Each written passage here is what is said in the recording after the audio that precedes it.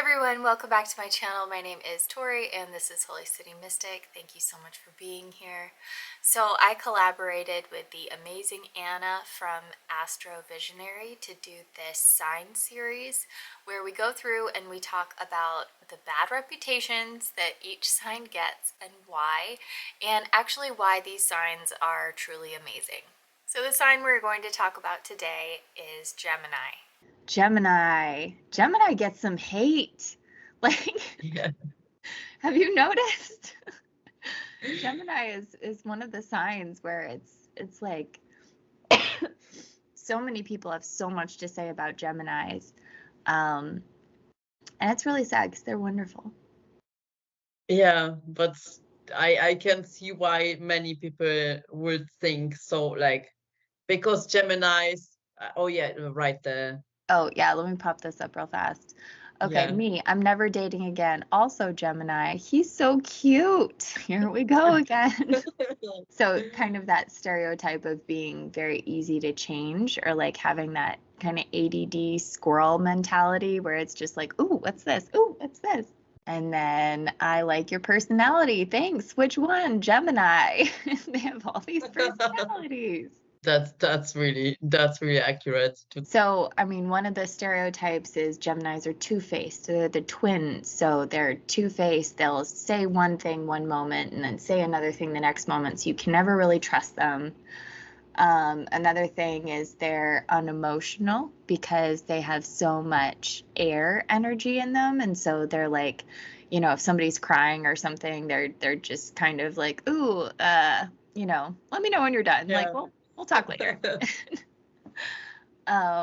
Also, you know, just that kind of idea of being a political face to something, but not really having a whole lot of depth, where they're like able to talk out of both sides of their mouth, where, you know, they'll say one thing here and then another thing here. Just, you know, kind of that same two-faced idea. Yeah, like also being like really shallow, like not getting into depth, and also never actually ending something because they are, you know, in everywhere at the same time. So they never bring things to the end. Yes. Yeah, exactly. I can't think of anything else that's like something that they say about Geminis. I think basically, you know, Geminis get the most hate for being like two-faced, being too shallow, and never being able to make up their mind or like stay with one thing because they are always changing. And yeah, I think those are the most, yeah, where they get the most hate. Yeah. So the reason why, you know, Gemini is the first verbal sign of the zodiac. So you have Aries, which is I am. And then you have Taurus, which is I have. And then you have Gemini, which is I speak. And so it's like they have a curiosity that is just so beautiful. Because, you know, they're interested in everything. And I think that's why they get a big reputation for being two-faced, is because they're interested in everyone's point of view. And so they'll have somebody with, you know, I always use the example with Geminis where they're at a party and they're talking to somebody who is of this very, you know, specific political stance. And they're hearing everything that they're saying and they're nodding along and they're just like, okay, yeah, I understand why you believe that. And, you know, oh, that's interesting. I never thought about that before. And they're hearing them and all this stuff. And then they go to the other side of the room and there's someone with the complete opposite stance. And they're listening to them and they're nodding along. And they're like, I never thought of it that way. Like, yeah, I really understand what you're saying and all that stuff. And then somebody comes up to them and they're like, what are you doing? Talking to both people.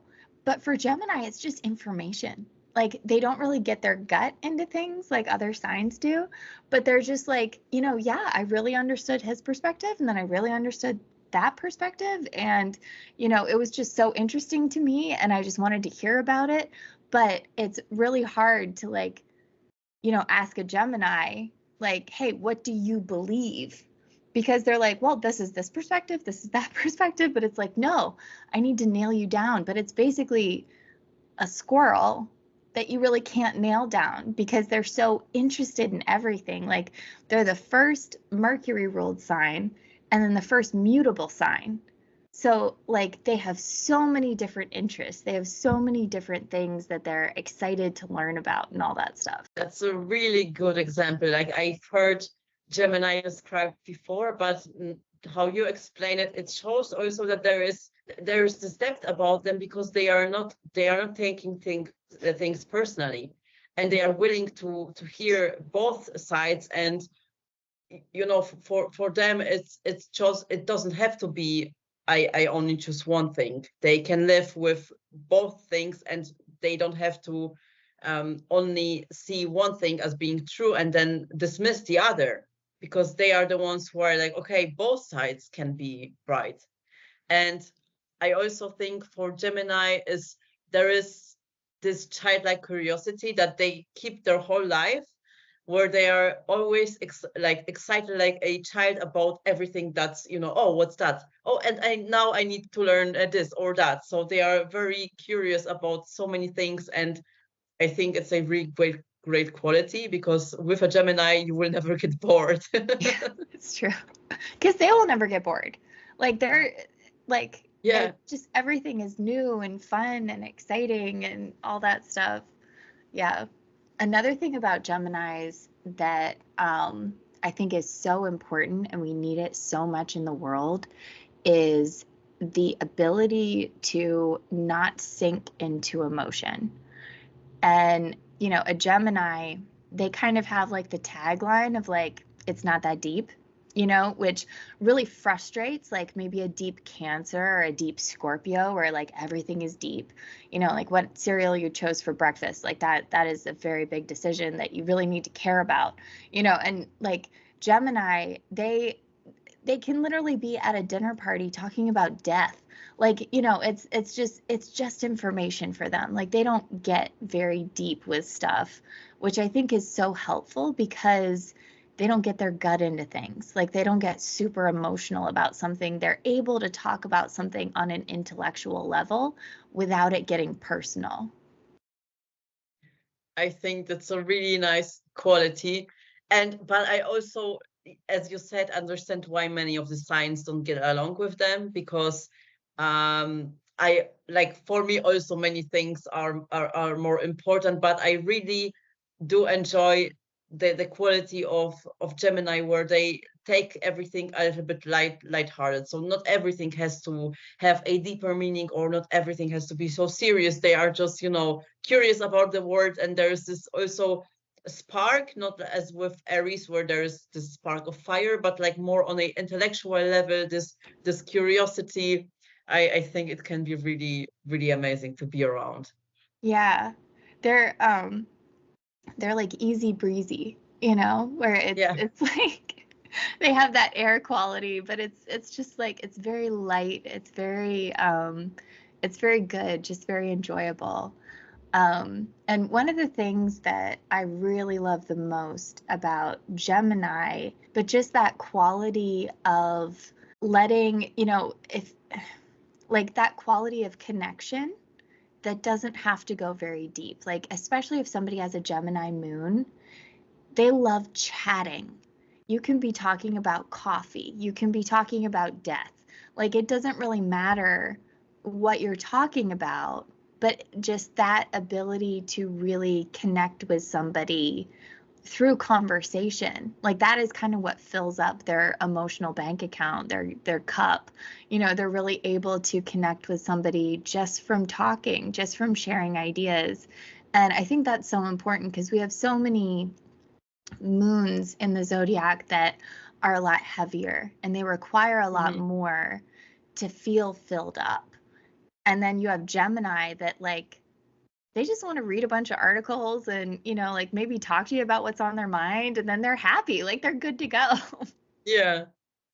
Yeah, you're right. And also but I have to say, like, personally, I hate small talk. So Well, me I too. Like I'm not that person, but some of my best friends have Gemini moons, and it's so great because it's like I don't have to spend very much energy to make them feel really loved. Whereas Yeah, I'm sure they're completely drained when they talk to me because I want to go deep. I want to connect on like a soul level. Like I'm a very heavy person. But like Geminis, they're not. They're just like, hey, thanks for talking to me about geography. That I felt really close to you. If somebody talked to me about geography, I would feel like that's a chore. Like that's yeah, not a yeah. quality that I have, but I think it's so nice that Geminis can have that. Like I love that. I think they can spread this energy of being more lighthearted, and like if you're yourself are a more like heavy person where you want to go deep, and then they are, oh, it doesn't have to be that hard, or it doesn't have to be, this deep. And so I think it's really, really great to have them around. And Yeah. also as an energy balance, I think it's really great. Yeah. Oh, it's so true. This was the one you picked for Gemini. The interesting thing is always to see if you can find a fact that will change your mind about something, to test and see if you can. Diane Sawyer. Thank you. And Yeah, I love that I though, because it really does demonstrate that intellectual stimulation that they crave. and I think it also summarizes what you've already said with your example in the beginning, that they are, they are here and they're going to listen to this thing, but they are also going to go over there and also listen to this perspective. So always, yeah, kind of expanding their mind, but through just listening to different points of view. Yeah, for sure.